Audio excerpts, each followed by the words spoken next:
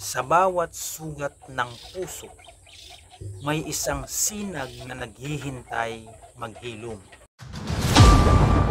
Ang tunay na manggagamot, hindi lamang kamay ang gamit, kundi ang pananaw na nakakakita kung saan nag-ugat ang sakit.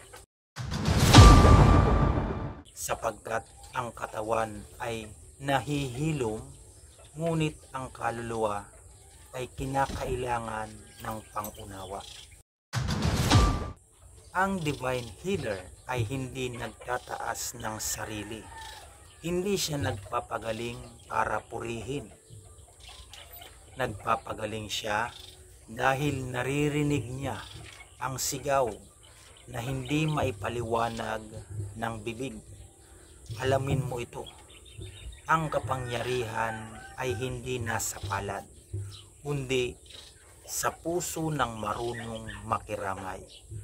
At ang himala ay nangyayari lamang sa kamay ng may tunay na malasakit.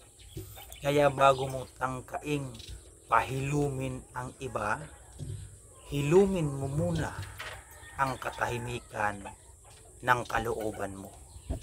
Doon nagmumula ang lakas ng isang tunay na manggagamot. Gumaling, magpagaling, maging liwanag ng mundo.